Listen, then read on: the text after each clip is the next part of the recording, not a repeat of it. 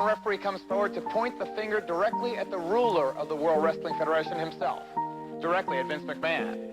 And as Craig tells us, this referee is not one of the boys.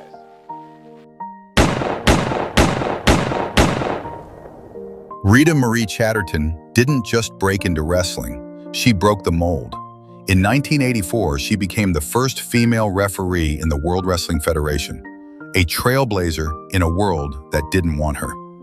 Pat Patterson and Jay Strongbow tried to shut her down before she even stepped in the ring. But Rita? She wasn't having it. She threatened to sue the WWF, and they backed off. That night, she officiated a women's tag match. Despite Patterson allegedly urging the wrestlers to injure her, they refused. Because even in a cutthroat business, respect still meant something. She went on to ref at Madison Square Garden, got featured in WWF Magazine, Cosmopolitan, and even appeared on Tuesday Night Titans. She left her job at Frito-Lay chasing a dream the WWF promised would be lucrative.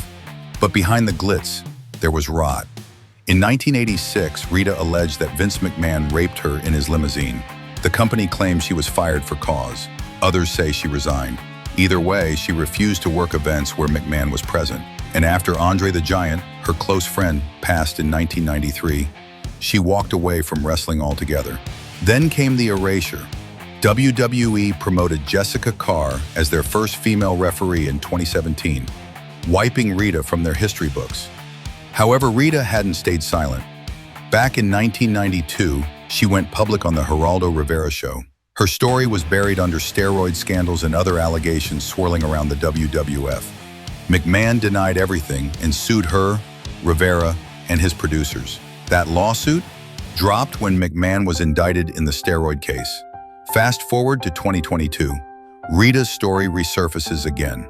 Wrestler Leonard Inzitari backs her up. She files a lawsuit seeking $11.75 million.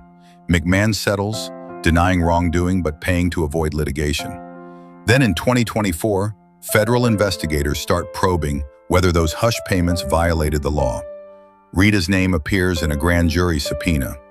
A year later, the investigation is dropped. But Rita's legacy? That's not going anywhere. She's a Hall of Famer, a mentor, and a symbol of resilience in an industry that tried to silence her. She didn't just referee matches, she fought battles outside the ring that most wouldn't dare face. And that makes her a true pioneer. If you have enjoyed this wrestling story, be sure to drop a follow, and thanks for listening. Until next time.